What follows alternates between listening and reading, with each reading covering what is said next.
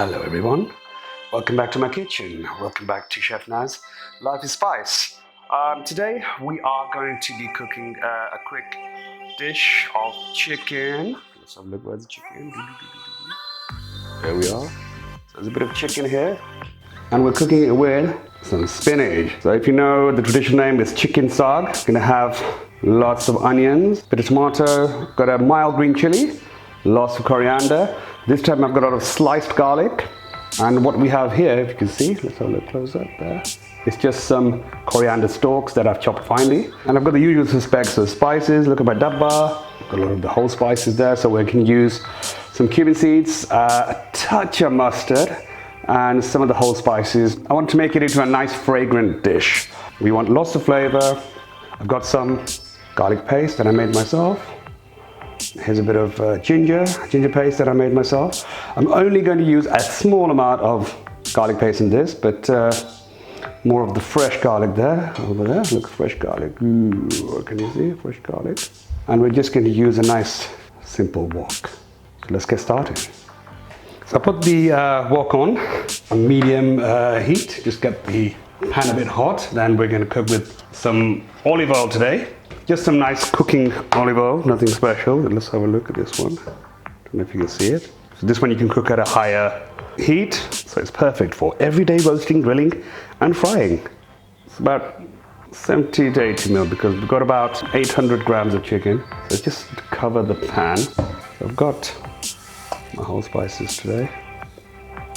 So we're going to use cardamon, no peppercorn here, just Indian bayleaf, cassia, some cumin, 1 clove, bit of black mustard. So that's going to add a little pungency to this dish. I'm not going to use too much powdered spices, mainly because I just want that freshness in this dish.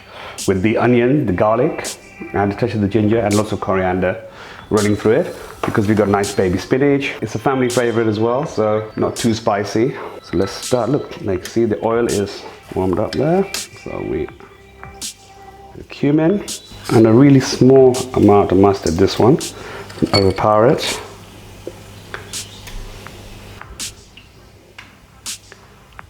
There's butter, bay leaf, and just 1 to 2 cloves in there today. So let that just start crackling. Once that's done, as you can see, look. First things first, of course, usual suspects. Put the onion in. This dish, we're not going to make it too saucy. It's going to have a medium dry consistency. So it's nicely with the roti. Now cooking the onions out a little bit. It's on a medium heat, not too hot. My cooker is a bit temperamental. So I've sliced it finely this time because I want a different type of texture, a more fried texture on this. So now I've got salt. You can add a bit of salt later if you want as well. So I'm just going to let that cook out a little bit, let it get a bit translucent. And I'm not sure if you can see, I'll get a close up, look at that. And the onions are getting nice, bubbling away. It's that bubble you want, not too aggressive. Otherwise the sugars will just burn out, and you don't want burnt onions, but you don't want it too fast, too slow either. Otherwise you just get to have soggy onions. So it's getting the combination of the two. Oh, look at that, it's just a beautiful sight. So now the salt's drawing out a lot of the moisture, so what we need to do is start giving it a little stir. And there you are. You can see it's getting a bit more golden. So I've reduced the heat a little bit because what I want is to add very small, a half teaspoon of garlic paste. I want a bit of ginger in this one. So that's about a teaspoon in there. Another teaspoon. This is my own Nutri-blended version. So put that in there. We just want to cook out the garlic and the ginger a little. The trick is not just knowing the basics, it's the timings, understanding the colors, the sounds. So I'm going to put some chilies in there. Now these are very mild chilies, they look big and strong, but actually they're weak. What I've got here is the coriander root that goes in. And now we could add 3 or 4 cloves of garlic there. Slice them across. I find that they seem to have more uniformity and they cook together. And the garlic is really nice with spinach. It's one of my favorites with spinach. Quite a bit of oil, yes. You can always skim that off, but you need the oil at the beginning for me to get the sort of caramelization you want like this. If you have less oil, you're just not going to get that. I'm not going to spice it too much. A teaspoon of turmeric. Only half a teaspoon of chilli. Now, I like coriander in this dish, so a lot of coriander. Put 2 of these in to heat. A teaspoon cumin. Half a teaspoon of garam masala. This is a shop bought garam masala. No paprika or anything in there. This dish is not going to be very red. It's going to be very fresh and green and earthy. There you can see the colors are developing. We'll also need some more water. That's on a low heat now. Add a touch of coriander leaf there. Chop. Can you see this is getting brown? We'll heat it down. Now add some tomato. That's add a bit of liquid. Some onions. Tomato adds some liquid to it. Cools down the pan a little bit. See, the onions are nice and crispy and golden there today. And now you don't want to burn them, so now we add some water to this. And you see the change. Now we started to add the water, and you can see the change there. It's getting a darker. Look at that. See, that's the look we want. So look at that. Now we're developing base masala. A little bit more water.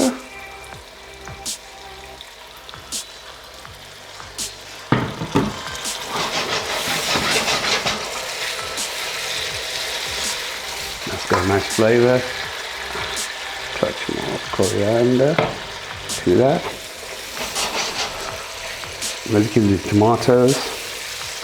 I'm not using tomato puree or anything. It's just going to have a light tomato flavor. Now, normally I wait when the tomatoes break down, but with this dish now, we are going to start adding the chicken. I'm going to whack the heat up when I add the chicken, because otherwise you're lowering the temperature in the pan and you're not going to get a good fry. So we're going to try and fry this. I don't want to stew it too much, so I put it in smaller amounts there. So I put half in first, whack the heat up. Remember, the chicken's got full of liquid, so I want that to cook. And the chicken I've cut into fairly small pieces. I want this to cook quite quickly. Oh, look at that. It's all about the colors changing there. That's the first batch. Remember, we're back on full heat. We cook the base, the masala, on a medium to low heat. And we're cooking the chicken now on a high heat because we want to get some color on that chicken. We want to coat, but not. And that's why you have a wok, so you can stir it around. Stir it from the outside in. Full heat, and we're just gonna let it cook. It's gonna change color and start cooking through. So let that cook through. I haven't put a lid on yet. So this is cooking now without a lid. I want it to actually catch a little bit at the bottom, and then I can give it a good stir, and then the next part will catch. It's just evaporating a lot of the liquids, and this is the key part of cooking curries, is controlling your liquids in the dishes to create the umami flavors. A lot of people get that wrong. You must have a little patience. Certain dishes you can cook really quickly, no problem. Other dishes are easy, but you do need to time it very well. That's been cooking now for about 2-3 minutes on full high, so let's have a look. See that sound there. That's the sound that you want. It's cooking out and it's reducing and it's changing color, and look at the color of that. Beautiful. And remember, as I said, this, you don't want to have too hot, but this has a nice flavor to it, and it's got extra garlic in there. That's why it's a bit special for me. And we do that again for another 2 minutes, and it's The key is leaving it alone. This way you also will get tender chicken. So once we cook the chicken nicely, then we can add the spinach. We'll cook it down, again releasing the water. In this dish, it's all about having less water in there. So that's been a couple more minutes there. So again, look. And remember, this is actually a non-stick pan, but that's what we're looking at when it comes to sauce buying. Create your own gravy with just a little tiny bit of water. And the tomatoes, and that's almost cooked actually, but not fully cooked, but it's got the right color we want. Now we'll cook it for another 3-4 minutes, and then we can add the spinach. And because I like coriander, I'll add pinches of coriander as we go along. Gives more flavor, quite delicious already. I'm adding a bit more salt because I know it needs more salt. I'll season as I go along. A little black pepper. And if you just put the lid on this now, cooked it out for a few minutes, you actually have a nice curry itself on its own. If you like lots of gravy, I would still reduce it down a bit, then add more liquid to make a better sauce there. And that's one of the secrets of making amazing sauces, is having concentrated flavors from your spices, your garlic and your onions. Now this has been going for about 5 minutes on this heat, can you see? And remember, because it's thigh meat and a little bit of breast, you can cook it a bit longer. Thick sauce is appearing there. I'm going to add the spinach and then just let it wilt. Baby young spinach, so half at a time. There's 200-300 grams. It's just a big packet from the supermarket. We'll let that wilt down a little. We'll bring the lid on a little. Let's have a look now. So that's the first of the wilted. Just going to put the second batch in. Almost done. Put that there. Have a look at this now. That's wilted down nicely.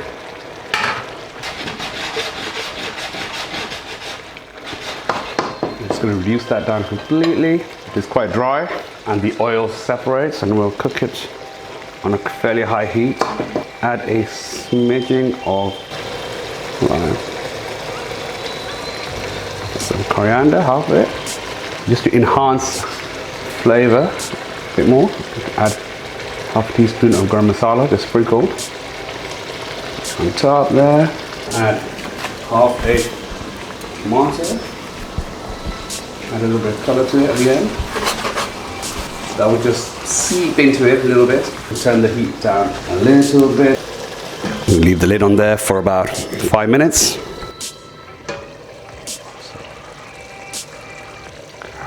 Look at this chicken now. Wow, look at that. Oil separated, and it's almost done. There you have it. Very simple, home style chicken saag. I'm going to switch the heat off now. Wow, look at that. We have beautiful home style, homemade, family friendly chicken saag. And that's it. We're just going to take that off the heat. We're ready for a bit of chicken saag. Look.